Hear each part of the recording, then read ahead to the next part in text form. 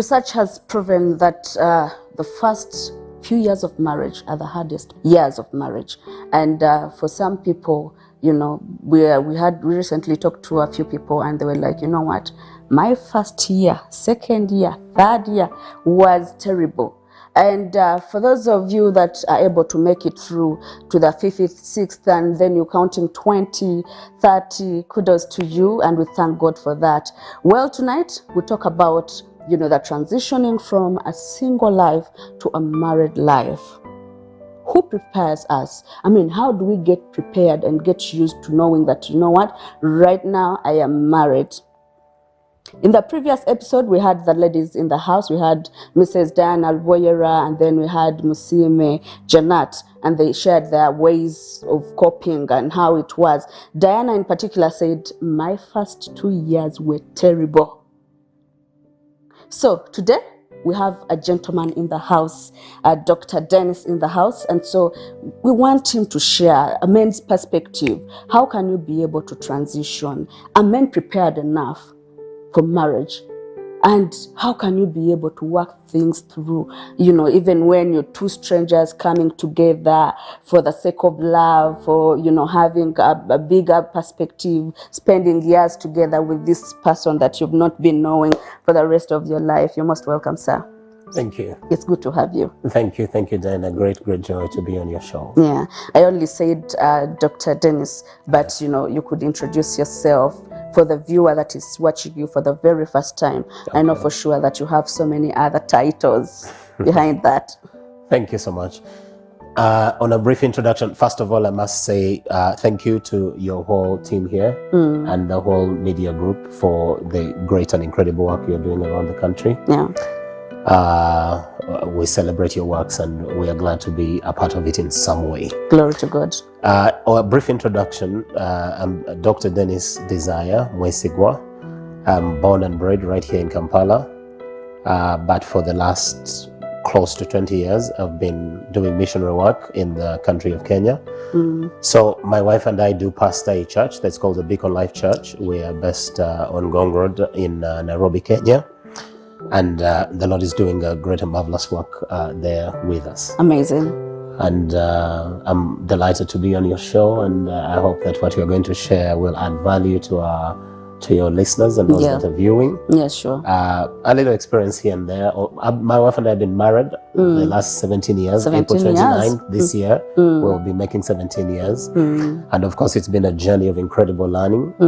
And like they say, some things are mysteries, and you can only unravel them while walking the journey. Yeah, sure. And we've had a lot of that happening for us. And so today, I'm just delighted to share what I'm able to share. It's a pleasure having you, Doctor. Yes. Okay, so the ladies were already, I'm starting off from the note of the ladies, because that's what they found, as you know. We will, later on, we'll be talking about the hardships, and then how you can be able to overcome them, and then how you can be able to literally move life, you know, with ease, a little bit of it. The ladies complained about, you know, when they meet you, when you're dating them, you're at your game, you're so good, you take them for dinners, you take them, and then when you finally marry them, things change a little bit. What happens? I was actually wondering, is it that the campaigning time is finished and now come to real life? Yes. Well, the famous Chinua Achebe said, when the center does not hold, then the things fall apart. Yeah. And I think that's quite a fine piece to add to what you have just said. Because usually things begin to fall apart when the center does not hold. In this case, I think that one of the things we must pay strong attention to is the building into so that what we see as relationships and good relationships should be fruit to something. Yeah. So we look for the fruit, but we don't pay attention to the root. And in this case, then the root would be being able to groom our young men to be ready for these things. We have a situation where pre-marriage counseling will happen 2 to 3 weeks before the wedding gets to happen, which is, not you're really going to be enough married time. the rest of your life. But you have these 2 quick 3 weeks of sessions of an hour or 2 hours, which is almost a fallacy, that out of that you can actually build a man and a woman fantastic. To be able to, you know, so I think that training is critical in especially the pre-marriage situation. That's why the dating time should be quite, I mean, not a lot of time, but a bit of time. Yeah, so that you use that to really engage and begin the journey of marriage, understand each other, connect with one another, be able to walk on the same page, you know. And I'm a preacher myself, and I know in this discussion lots of scriptures will be flying here and there. That's all right. But you know, the scripture says that can two walk together unless they be agreed? And that agreeing is a process. That agreement is a process. But a process. You're going to be able to agree in almost all areas of your life. So my observation is that when people are dating, and those that sometimes get to live together before they really get married, you have a situation that I call the best foot forward syndrome, where everybody's showing you their best colors and their best song and their best dance and their best, I mean, you talk about the dinners, the flowers will roll in, the dinners will happen, the gifts will happen often, the quality time is happening every time. The nice perfumes are all arriving, you know. But then once the male factor, many times the things that we achieve are from the background of the alpha hunt. You are looking for something to achieve. And many times once you have achieved it, it becomes a trophy to put on your shelf and be able to find other things to pursue. And so you find someone will pursue their degree, knowing in their mind that once the degree is finished, then I'll look for a job or go for a master's. And once I have the master's in the pocket, then I will get married. And when I'm done married, then I will do, you know, something else. So sometimes it's not even necessarily because there are issues of unfaithfulness and inconsistency in the relationship, but it's like the guy just moved on out of that zone and out of that box of the marriage and working on the marriage and understanding that you grow together, and went into the pursuit of the rest of his dreams. He now wants to build a house or buy a boat or go to India or achieve this and that in Germany. And so you find that then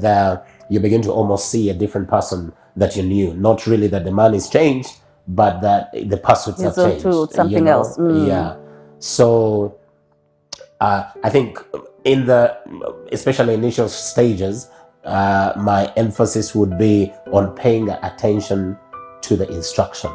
Because as a man is instructed, and so do the girls, to the degree that we instruct them, then they will be able to deliver the fruit that we are looking for.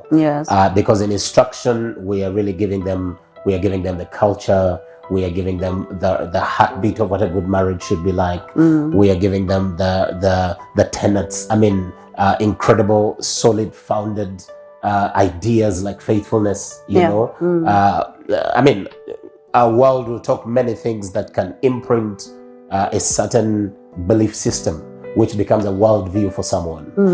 So if we teach, for example, and instruct our young men with the idea that it's all right to be polygamous and our cultures are polygamous, that guy is going to grow up 3 years after his first wife, he will already be looking for the next one. For another one, because that's what the culture has taught them. So if we go back to the foundation and look at our systems and our traditions, the traditions of our fathers, and then pick on a culture, for those of us that are Christians, pick on a biblical worldview, so that when I enter a marriage, when I dated my wife, and I think we'll talk about that a little bit, but when I started talking to her and giving her the assurance that I think we're going to get married, she was supposed to travel abroad for school and she wasn't sure she was going to come back.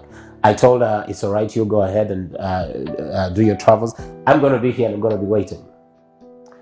And the reason I was saying that is not because she's absolutely beautiful, and yet she is, or that I couldn't meet or see anybody else. But the foundation of that statement is the person that I am. That I'm only going to say it when I'm going to do it. And that's why I'm talking about instruction.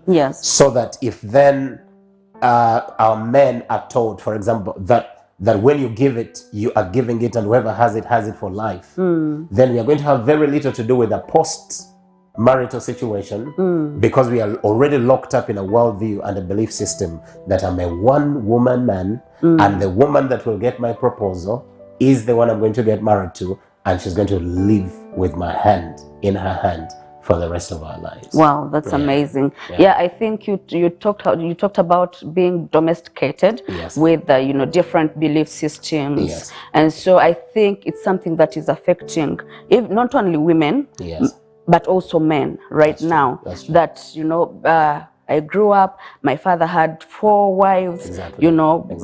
We were different children from different mothers, and so for them it becomes something normal. They don't see a problem with it. And so now you meet a lady that has a different system and beliefs completely, and probably they would want you to buy into what they know or believe, and it's too late.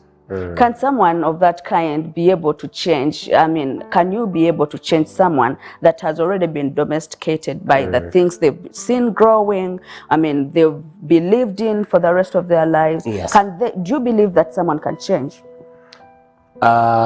It's not an impossibility. For love, it's a hard task. It's a hard task, but not an impossibility. And that's why it's better to have one trained. I mean, if you have 2 people going in the wrong direction, it's really worse. But if you have one person that can be able to see the light, then it's possible to the degree of their love. I mean, you can do really anything for love, like you said. It may not be possible to ultimately change someone, but the bare necessities can be adjusted. And for example, when you're growing up, some of the things we had here in Uganda was statements like, the wife has no religion. She will always pick on the religion of the husband. You know? But just find a woman that has grown up in Christianity. They're deeply rooted, probably from the time they were born to where they are right now. They've only known Christ. And now here she is, probably she meets a Catholic or she meets a Muslim, and she's so much in love with this person. But again, what happens? I mean, it wouldn't be the first in the statistics that their partner actually changed in their favor. It doesn't happen always, but there are some very, very great cases. And so that's why I want to go back to the place of, first of all, for me, one of the fundamental values, especially building yourself into being able to stay with someone for the rest of your life, is to end up with someone that you love, and not necessarily someone who loves you, because those are 2 different realms altogether. When you end up with someone who loves you, the day they think otherwise about their love, you're in trouble, and you have no anchor to hold your boat or to stay afloat. But when you marry someone you love, then it doesn't matter what they will ever do. You are anchored, and you're really in there, and you are committed to this person. If it takes forgiveness, you'll be able to forgive. If it takes sacrifice, you'll be able to sacrifice. If it takes going over the earth to the moon, you're going to do that for someone you love. You know? I think that a lot of young people, in the pursuit of the comfort of life and quick fixes and shortcuts and getting rich quick, they have laid down the values that would build the wealth and the treasure of a fruitful relationship into, quick fixes, because he's bought you a phone, bought you a car. I mean, we look at physical things without got really, a job. Exactly, without really paying attention to the values. Because today he has a job, he's doing great. 3 years later, doesn't have a job, because jobs end. You know, how is that going to play out if your foundation was that? The scripture says, when the foundations are out of course, what shall the righteous do? So in that case, therefore, the righteous must build themselves on the firm foundation.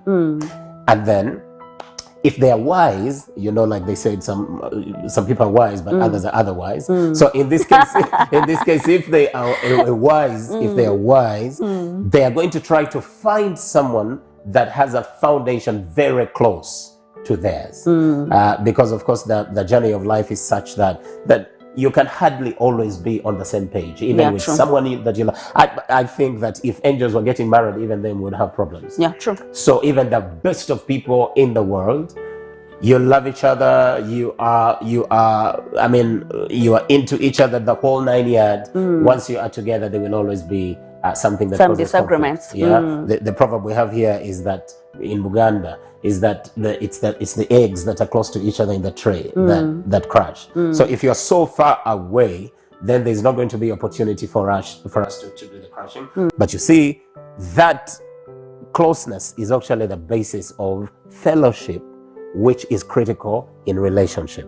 Because you see, relationship without fellowship is actually relationship. I call it no relationship at all, because the gist of that relationship is going to be birthed and engraved and empowered to the degree of your fellowship. I imagine a child that is born with a wonderful father, and the father is no longer in his life for whatever reason. The marriage for the mother did not work. They send the school fees, they buy the clothes, they send them tickets to go abroad and find them scholarships and all of that, but they have no relationship, never met them, don't talk, all they see is that needs are met. I mean, he'll be proud because his dad paid his bills, but there's no relationship. And yet you will find sometimes they end up with stepdaddies or stepfathers who may not be the ones paying bills and doing all of that, but they are available and they are there. They're able to talk through, journey with them through life, ask the questions, and you'll find that this guy really thinks and feels that this is his father. Because even though there is no relationship, biological per se, now there is a relationship that is functional because the fellowship is positive. So going back to our, yes, thank you. So going back to our theme, the discussion tonight, I think that if we pay attention to the basics, for example, the fellowship, and that's why for me the dating time should be vital. You know, there are people that get married in 2 weeks, and once in a while that marriage will work, but many times it doesn't, because the investment is not strong and deep enough to command the kind of fruit that we want to see on the return on investment. I don't recommend, my wife and I dated 6 years. That may be too long. I don't recommend that, but at least 1 to 2 years should be good enough that you journey with this person, get to know their story. I mean, get to know their family. Their cousins and aunties shouldn't meet you on the wedding day. You know, their best friends shouldn't meet you in wedding meetings. You know, you should have known them and walked together, have the journey together, because the idea is to connect. Why do we connect? Because we want fellowship. Yeah. I mean, we were not created to be alone. And the idea of that connection is the fellowship, you see. When we do marriage counseling, we do a lot of that with my wife for the last many years. One of the things that we discuss is actually building capacity for the merging of visions. Because you see, you're coming from a different culture, sometimes even a different tribe altogether, sometimes a different nation altogether. My wife and I, she's Kenyan, I'm Ugandan, born and raised in Nairobi, born and raised in Kampala. I mean, that's like, I mean, you know.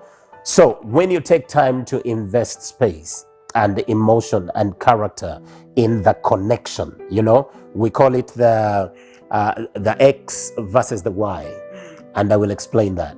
It is the X. Let me begin with the Y, because it's the amalgamation of vision. You come from that way, I come from this way. It's like east and west. We have met at the meeting point. If we are able to invest into our relationship deep enough, then rather than going separate ways, we are going to go into one way. And so we create a Y. You came from that way, I came this way. We meet at the meeting point, we create a Y facing this way. The inability to build capacity for amalgamation of vision or coming together. You remember how the scholars have told us that when the visions are divided, that is division.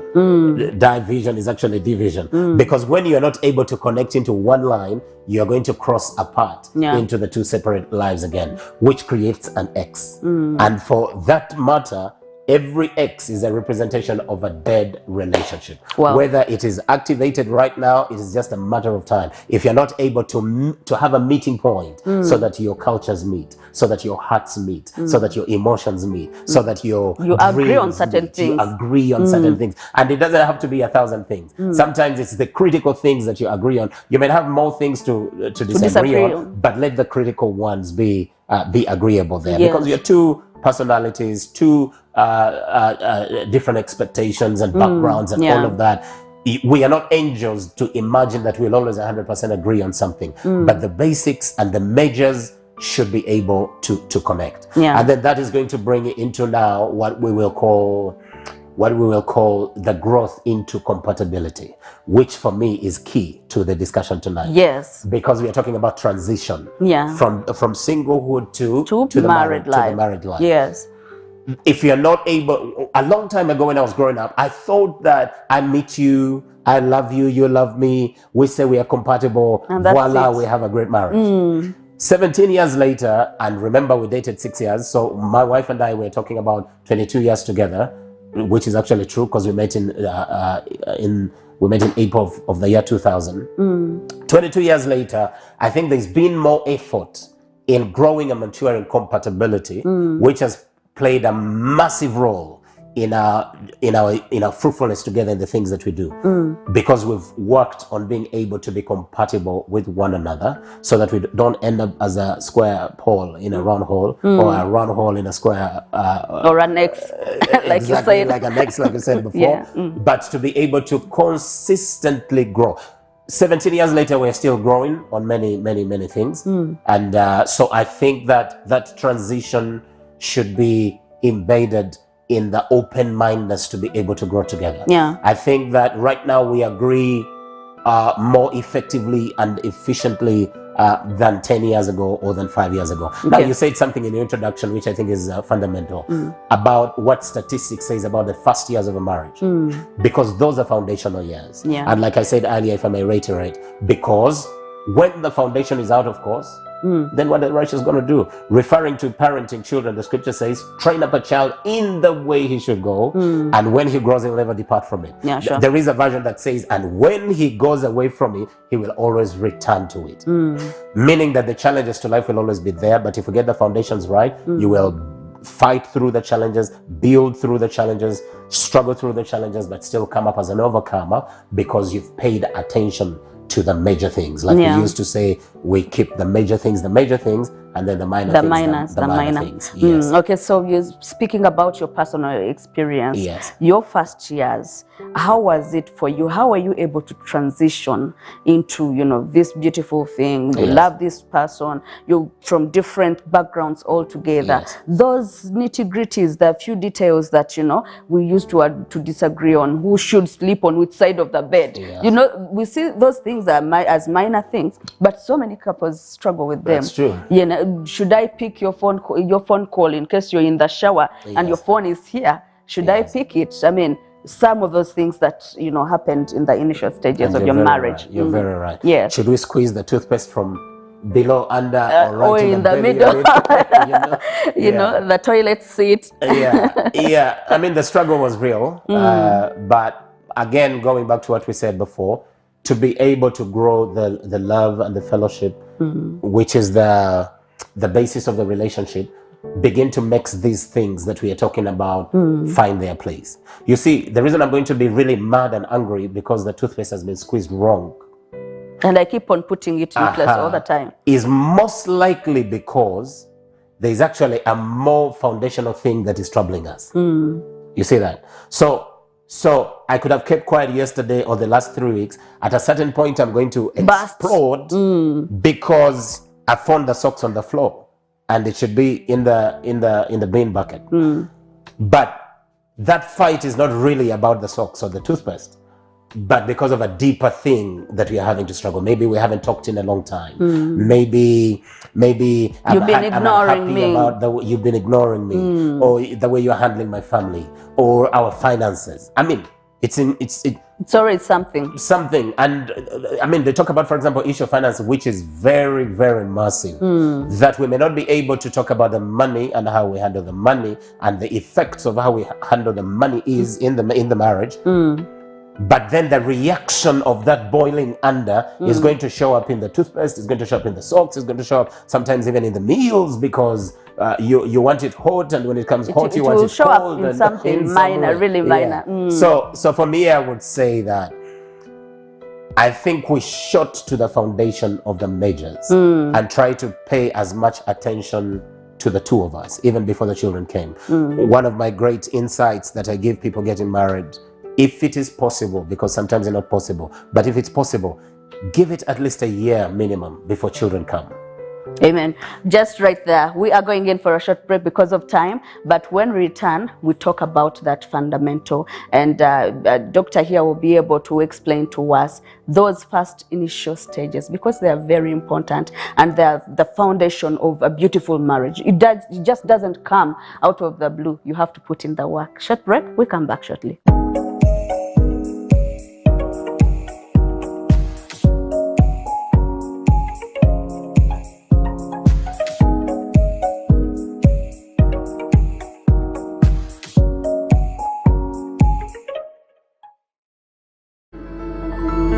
Spirit TV, a place for you.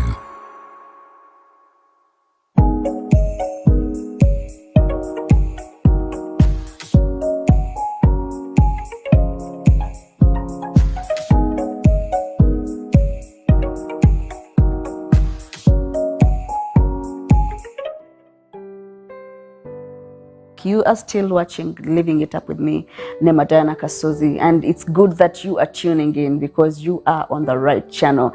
So we are streaming live on Facebook and on YouTube. Please go there, subscribe, like, comment, and share for someone else to benefit, because the reason why we have Living It Up every single Saturday is for you to be informed, inspired, and transformed. So let's get transformed together. We are still here with Doctor, and we are talking about the transitioning from a single life to a married life, and he's been giving us a lot of knowledgeable things. If you have missed it, you've missed a lot, but you can always go back and watch the show. Well, before we left off, Doctor was still talking about, why you should at least take a year without having children coming through in your marriage. And then after that, I think, Doctor, you'll be able to share with us your experience for the first few years, what you struggled with, your challenges, basically. So let's start from where we stopped off from. Okay, great. So we are talking about a year minimum. Yeah. Professionals, marriage counselors may, many of them suggest the same, a year to a year and a half or so, especially for couples that get married young. There are couples that get married in their late 30s and there's 40s, no time. and there's no time for that. And that's why I said when and if possible. But that year is critical for the reason that when children come, it's a different ball game altogether. They need their mommy, they need their daddy. The bills become bigger. The bills become bigger. The body hormones are different. All of that. So creating a foundation for your relationship will be shortchanged because all of us now, the needs are so many in every direction. If you're able to hold on to that year, it will give you almost a honeymoon space. Sometimes we think honeymoon is the 3 days you'll spend at the hotel and go to the beaches. But look at that whole year as a honeymoon space. Get to know each other. What foods does he like to eat? What does she like? It took me a long time to discover that my wife prefers flowers to chocolates. So I buy the chocolates, I end them eating up because it looks like I bought them for myself, because it's not her thing. They don't speak or minister to her in any way. Yeah. And that's going to take you time to learn. And if you can be able to learn those, as many as possible, to invest in the foundational years of your relationship, by the time the children come, you are able to handle the children because your foundation is stable. Yes. Like the scripture says, it's built on a rock in that case, Yeah, in terms of challenges at a personal level, we had so many challenges. We can talk until the cows come home. But I remember, we want people out there to know that these things happen. Yes, I remember, like we talked about the culture issue. By the time we got married, I couldn't even speak Swahili. I just come into the country, and I have to depend on my wife for language, community. I don't have friends because I left all my friends back home. So that was really challenging, Our community, in terms of building community, the way you get married, you come back, you're now together in your house, and you have all these cousins around you. What you call social support, that wasn't there. She has her family and her friends and all her people, but then I have to merge into them, and I have to merge them, and she has no one to merge into on my side because it's just you. It's just me, So that was quite a take in growing into that. But then even the most serious ones would be issues finance, because when you're believing God for every day, what we grew up learning as being called living by faith, you understand. And the Lord has blessed my wife through prayers. We prayed through our dating years, and she landed a wonderful job with an NGO, an international NGO, an American NGO. And so if you saw us, you wouldn't imagine financial issues, because we lived a good life, beautiful apartment, everything was right. The only challenge was it was all her money, you know. And so to be able to grow into a place of financial stability and agreeing together, it's her money, but I'm the one that uses it. You're planning for it. You know, and we have to plan for it. You have to budget for it. And it took many years before I could begin to be able to make contributions. Without the foundation we talked about, that alone could have broken the back. Being the generous, blessed woman that God gave to me, we were able to run through that season and be able to stabilize that part. Not that there are no financial struggles anymore, but it's not like it used to be at all. No, Pastor, on that note, I want you to speak to men out there that, you know, into this marriage, probably they've just gotten into it, but the woman earns more than they do, or the woman is the one running the finances, and you have nothing to contribute at that time. Since you've made it this far, you're the right person to speak to such a gentleman out there. I think that gentleman shouldn't be afraid. That gentleman should be generous in giving to his wife every other thing that he can give apart from money. Because you see, when you love your wife and love them abundantly, then the money does not matter. But then, and then when you love them and love them abundantly, it's a matter of time and the money is going to come. Unless, of course, I mean, there are guys that are just lazy. They won't put their hands onto anything. Let the wife take care of me the rest of my life. That's, I mean, that's a sissy thought. And then on the other hand, we also have the men that feel threatened by such a position. They feel like this woman is going to take up my position. And that's the gentleman I want to talk to. Laying aside the lazy one, because that's one needs a different lesson for another day. But the one that is intimidated because the wife has the money and the wife runs the show in terms of managing home and finances and all of that. I think for me, it's a test of humility and a test of your love, you know, because if I love you to that degree, money should never be the question whether I have it or you have it. Because after all, when I have it, you have it. And when you have it, I have it. And in our case, we have lived like that.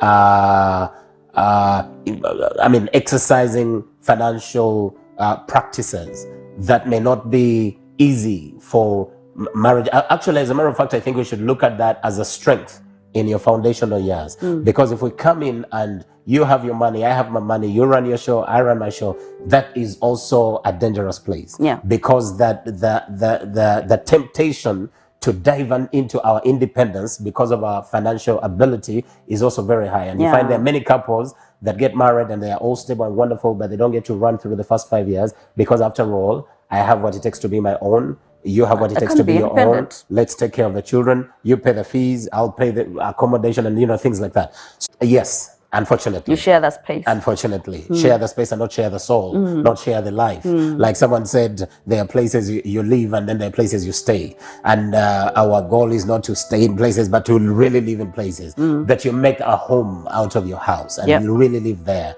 I think that the wealth of life is not the sofas we sit in and the size of TV we watch, but the degree of heartfelt, and even our children, sometimes they will have the money. What will happen when we both don't have it and the children have it, or whichever way, you know. But if we get the finer things right, I think it becomes easy to deal with other minor things. Usually when I teach on this subject, I like to say that spousal goal should be what the scholars call the magnum opus, the Latin word that means the best of your pieces, taken from the artist. Let's say Pablo Picasso or some of the greatest artists that we know.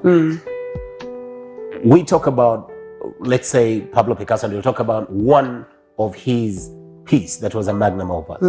But he has done so many things. He has drawn so many pictures. He's worked on so many pieces of art. In the museum or his workshop, you may find thousands of them. But the one that runs around the world as a magnum opus is that one that is the best among them all. Messi could have scored so many goals in his career, but there's that one goal no one will ever forget. I mean, you talk about Diego Maradona today, and everybody remembers World Cup 1986, and they remember the hand of goal, the hand before and after.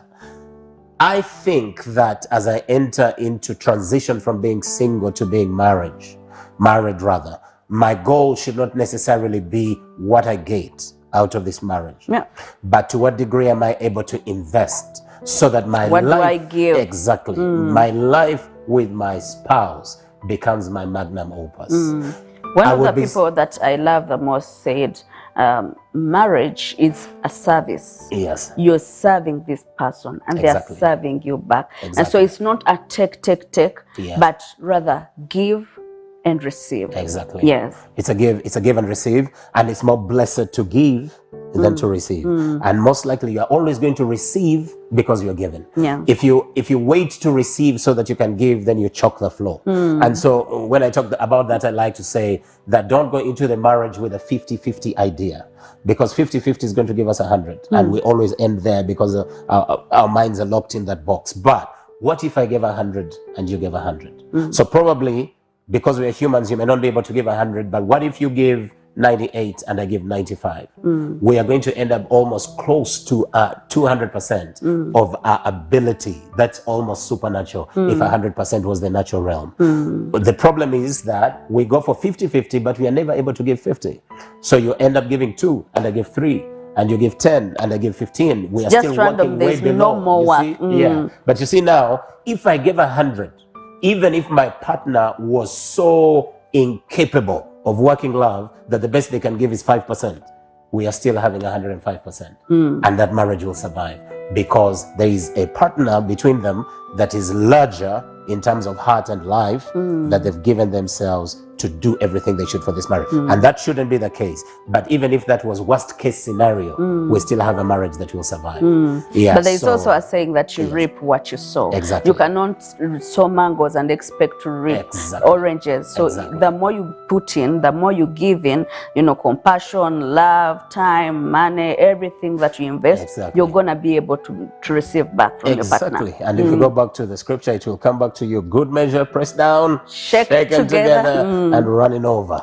Many times we use that text when the pastors are receiving offering in the church, but it is true for everything. If you give emotionally, you will receive it like that. If you give financially, you'll receive it like that. And what you sow, the same that you shall reap. And he says God is not mocked. What a man sows, the same he shall reap. But in that case, based on Jesus, he says you come back, good measure, pressed down, shaken together, and running over. So let's not be afraid to invest in our spouses. And going back to the magnum opus I was talking about, I would like a situation where, if you ask me the greatest thing I've ever done in my life, it is not that the buildings are built, it's not the children are raised, it's not the church and churches I pastored, or the people that I raised, but the incredible gift of love that I give to my wife. Because you see, no one is ever going to know me deeper and greater than my wife. My wife then becomes my magnum opus. She becomes my crown and my glory before men and before God. If my wife thinks like that and I think like that, I don't have a prophet to prophesy. I don't have to be a prophet to prophesy that marriage is going to thrive, work out, and not just to survive. Okay, so this is really interesting, and it's deeper. The conversation is really, really deep, and I know for sure that if you're tuned in, your life is not gonna remain the same, because we have Doctor in the house explaining to us how you can be able to, you know, live with this person that you've not known for the rest of your life. You probably have known for a few months or a few years, and now you want to do life together forever till death do you part. So make sure that you go onto all our social media platforms, subscribe, follow, like, and share to your friends. And also the number going down below on your screen, you can always give us a call or message us and give us your feedback about, you know, what you think should be done in case you just got into marriage and you just want to transition into it and fully accept it and appreciate it and thrive in your marriage. Yes, Doctor, you were still giving us a few. Why I want us us to talk about the challenges, Yes. because you're able to give us the solution, how you were able to go through them. Yes. And then also for the couples out there should know that, oh, we are not the only ones that are facing this. That's true. Even people from Kenya face those things. That's Even true. like different people go through the same things. That's but true. how can you be able to overcome them? Okay. So by all means, by all means. So I mentioned the issue of social connection, which is of course the culture shock of having been raised here, but now you're into a whole exactly, different country. Exactly. Different people. Then we talked about the finances, because our early years, she made all the money, and it was good money, very good money, and I didn't have any of that. Doctor, so many people fight over gadgets. Yes. And phones. Yes. How was it for you? And how can you be able to advise someone that is married but phones have become phones? Yes, that's true. Because of course the gadgets, two things on gadgets. Number one, they will be used for the mischievous expressions, and that brings in extras onto the table. Yeah. That is one, which is lethal. But number two, even for a guy who is not meeting up and hooking up with women, or a girl that's not just hooking up with other suspecting fellows, the time that it takes away from your spouse can become a challenge. This is the person you love so much, these are children you love so much, you want to sacrifice everything for them, but when you are with them, you're always on the phone. On the phone. I think that the gadget things is going to be discipline. It has to be disciplined. It has to be disciplined. And if you're not disciplined in that direction, then the gadget will rule you rather than you ruling the gadget. And that's not just the phone. It should be the same to our passions, like football. That is critical for a lot of young men. Some these days, even the young women too. I mean, issues like your work. We've heard of characters that are workaholic and coming out of the office at midnight and leaving the house at 5:30. You know, all of that. The one thing that I'm going to give her as a response to all these challenges, because each one of them could have an antidote, but in my own opinion, I think that communication and good quality communication becomes the common thread through all of these problems. Because when we had money challenges, not that the money is low, but that one person earns the money, it's going to be communication. How we communicate to understand that yes, you make it, but it is our money, and this is how we budget for it, and this is how we run it, you know. And if we agree at the place of communication, it's going to be very easy, whether it's your money or my money or our money together, because now we communicate. Communication is going to bring ideas. For example, are we going to use joint accounts? Are we going to use separate accounts? Are we going to use both accounts separate? And you understand, in my case, for my wife and I, the joint account worked so well that even when we have separate accounts, we sold it, because the functional account that runs the family and the marriage is actually the joint account. But that is birthed out of the efficaciousness of that communication. If you're thinking about issues of extramarital issues that come on many marriages, if you're thinking about gadget, I mean, if we don't talk to agree, then we don't create the boundaries, and that is still communication. When we talk, then we agree, then we have the boundaries. For example, when we have dinner at the table, all the phones are on silent. We talked about with the girls, our kids. I know that pretty young and they don't have their own money now, but would go out for dinner in a restaurant and everybody wants to be on the phone, whether it's a game or chatting with someone, and then we come up with an idea. What about the fact that if you pick your phone or we find you on your phone, you pay the bill? So that's a good one. But it sounds kind of like funny, but the idea is not the paying the bill. It's just to encourage. The idea is that the boundaries, that we communicate as a family, that when we have family time, it's family should time, not interrupt. Because you see, the things about the gadget is, when I'm with you, I sacrifice the time I have with you to be with that person who is calling. But the day I'm with that person, I will sacrifice their time trying to talk to you. And so you're not giving 100% to either of them. Exactly. So why don't we then draw the boundaries and say, at home from this time to this time, no phones. Or when we are in such an event, such a situation like dinner time, what you call quality time for the family, then no phones. Just an icing on the idea that communication is critical, and it's the common. You are really my friend and I care for you. They'll be able to tell you, good or bad, we'll be able to talk through it. and be able to cry through it and be able to soldier through it. And if we go through a lot of those together, something is happening to you as it is happening to me, that we are now changing into each other. You asked a question about possibility to change, and I said it is hard but not impossible, because that's the question there. To the degree that you're able to change into each other, I call it God help me, basically it's like a growing into identity. It's like a shift of identity. Let's use the word shift, because now she's Mrs. Me, but Mrs. Me is just a title, and me being her husband is just a title. But if you're able to grow into each other, something is going to happen about my identity that is inseparable from who my wife is. Is that when you realize that the more people stay together and grow together, they start doing identical things, they start doing the same things? Exactly. You know, you just find yourself laughing just like your wife laughs. And because you somehow have become one person. Yeah, you're in sync. They start finishing each other's lines when they talk. They you just look at each other and know what to do. Yeah, sometimes physical studies or people would even say that they begin to look alike. Yeah, true. That when you look at them together, they look alike. Have you ever seen a child and that child looks like their mom, but they also look like their dad? Because actually mom and dad almost look together. The Indian friend I had was like, because they looked so alike, he said, you look together. And I think that should be the goal of the marriage, that we begin to look so alike, not just in physical appearance, but in the things that we do, in the things we dream, and the things we achieve. That way we break the back of every challenge and the things that would come to challenge the marriage, especially in the foundational years. That scripture in Genesis 2:24 says, for this reason shall a man leave his mother family and father, be joined to his wife, and they shall become one flesh. The idea there is they will leave and then they will cleave.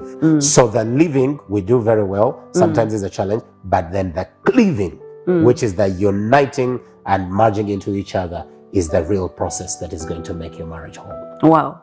Amazing. Today I'm just here amazed and just learning. Personally, I am learning a lot from Doctor, and the things he's saying are connecting, because I'm also into this. And you know, when he talks of a challenge, I also think back, okay, so I've been there, or I've seen that. Okay, so now this is the way to handle it, or this is the way to go. And I am hoping that you are following keenly and probably noting down a few things, because at the end of the day, it's not just you being you or the other person being themselves, but the two of you cleaving to each other, learning each other, studying each other, complementing each other, and being able to sync and become one person. That's right. Which Doctor says is a piece of work. That's true. Just doesn't come out of the blue. That's true. You just find yourself putting in, you're giving in 100, and the other person is also giving in probably the 20 that they have. And you never know, with time they start pulling up their socks. That's true. They get challenged by the way you're treating them, by the way you're loving them. They're like, I think I should learn this from him. When you work it will always work. Okay, so Doctor, should married couples share passwords? Is it a dangerous thing to do, or is it something that could actually help with the trust and you know, build the marriage as well? So that's a question on transparency and accountability. I don't want to sound like a politician, but I'm going to say it will be great if you can, but not sharing passwords does not actually mean that you're not transparent or not accountable. And if you think sharing passwords is going to be trouble, then where should that trouble come from at that time? Okay, so at that point, so I'm one of those the people that are close to me have my password, sometimes including ATM passwords, because I need them. I need someone to dash to the bank, and I cannot do that. And my PA will actually go with my cards and withdraw, and then do expenses they need to do, and you know, all of that. So but then there's someone who can never ever be able to do that. So when you find a person who they are struggling with being able to share their passwords. With being able to trust To the you. degree that I love you. Remember I said you love the one, you marry the one you love and not the one who loves you. Who loves you. So if I love you enough not to bother you with passwords, then it shouldn't be a problem. But the ultimate position, or what we call the ideal position, should be that my wife's password shouldn't be a problem for me to have, and it shouldn't be a problem for her to have my password. Yeah. You know, in our own case, and I hope this is not too private to share, but I mean, even my kids know my password. Everybody can go to my phone and because we call it Simia Jamii in Swahili, which means a family phone, you know. So, but that shouldn't be the threshold. But if you can get to that, even better. Because you see, trust is a gift that you give. And the person that you give it then has to honor it. And if they don't honor it, then they break it. Now, trouble comes when trust is broken. Yeah. You see that? So, to encourage the growing of trust, we can move from the level of passwords. I mean, you can begin with your email and go into that and go into the other. But then there are going to be some, whether they are doing dubious things on the phone or not, their personality is at such a space that my passwords are my private stuff. And it's like when you go to the bathroom, you lock the door, and that is my private space, and I need 15 minutes in the bathroom before anyone ever comes here, whether it's my wife or whoever, you know, there are people like that. In that case then, and that's why I put the side note, the disclaimer there, that password shouldn't be the benchmark on good communication or that. But the ideal position, it would be great if you can share your passwords. I mean, so that sometimes, because that gives the trust. When you give the password, they don't even have to use it, because after all, the key to trust is open, that the door is open, I can enter anytime I want, and I'm not suspicious looking for something, you see. But the other flip side, of course, is true that most of the time, the reason you don't want to give away your password is because there's stuff on that guy, exactly, that you don't want to be exposed. Now, in that case, we are going back to the basics, that you got the foundation wrong, because in the first place, you shouldn't even be doing something like that. You shouldn't be talking to someone else like that. You shouldn't be flirting and talking to other people like that. And so if that's the problem, then what we need to fix is not the password situation. We need to fix the character situation, the problem. You remember we talked about the root and the fruit. We need to go back to the root and get this gentleman or this lady into being properly realigned, that trust does not have to be a problem. And then in that case, after that, we can talk passwords, and most likely you'll find that it's not necessary that you can hold away from your spouse's password. All right. So, well, that is what we are talking about. We are talking about transitioning from a single life to being married. And, you know, for sure, what I've learned today is work, invest, like, don't get tired. And when you talk about the foundation, the roots, by the time you're already with someone in marriage, and you know that they're not the kinds of people that want to be transparent or share their passwords, then I think you didn't address it from the start. So that is going back to the root. And so if you have a spouse that you feel like probably they're hiding something, they're fishy, those are things that you didn't address in the first place. Because during dating and all of that time, if you were not able to freely share your phones, or if you were not able to freely talk about these things, what his stand is on sharing passwords or on being completely transparent in this relationship, then, I mean, probably you'll need to see a counselor, which we already have a counselor on set today. So he's going to be sharing his number. Share your numbers, you know, your social media platforms, such that people can follow you up and also be able to reach out to you in case they need some counseling. Beautiful. Thank you so much, Diana, for making that possible. Dr. Dennis Desire, Dr. MD Desire on Instagram, Dr. MD Desire on Twitter, Mwesigwa Dennis Desire on Facebook, beaconlifechurch.org, the website, and Beacon Life Church on YouTube. You will find us, and I guess we'll share the numbers. They can run on the screen for those that want to get in touch on WhatsApp and such like, and we'll be most delighted to be able to get in touch with you anytime.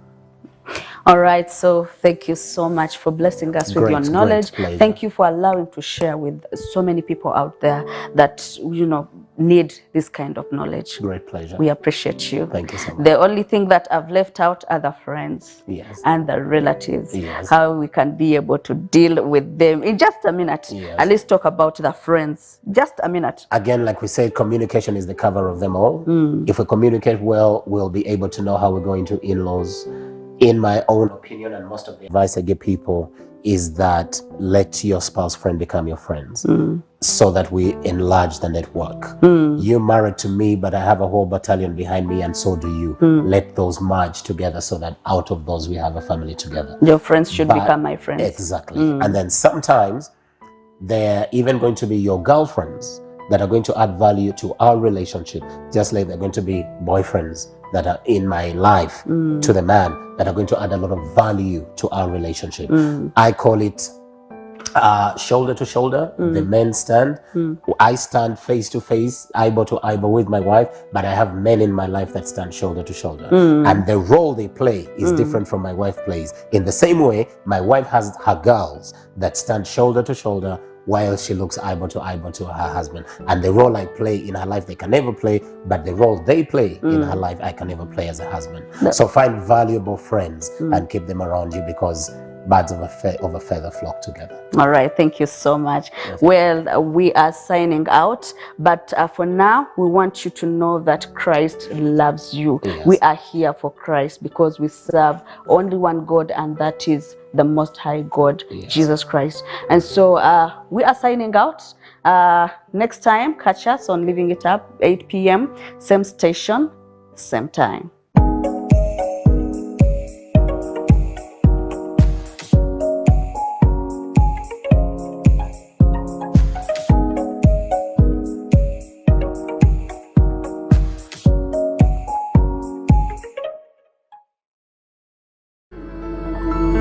Spirit TV, a place for you.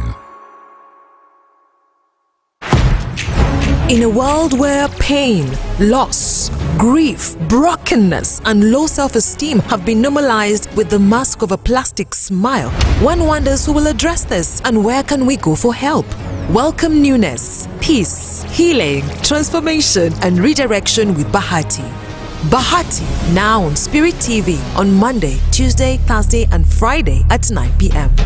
Join in for the Laugh Day, Thursday and Fridays, the testimonies, and above all, the transformation.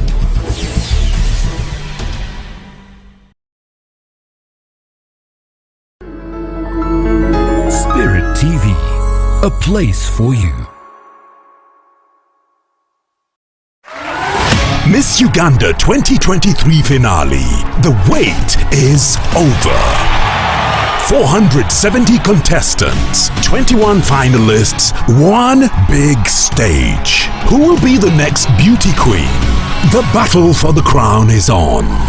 This is the most beautiful showdown, the most unpredictable competition. Miss Uganda 2023 Grand Finale on March 18th, live on Makula TV at 8 p.m. only on Star Times. Miss Uganda 2023, beauty beyond look.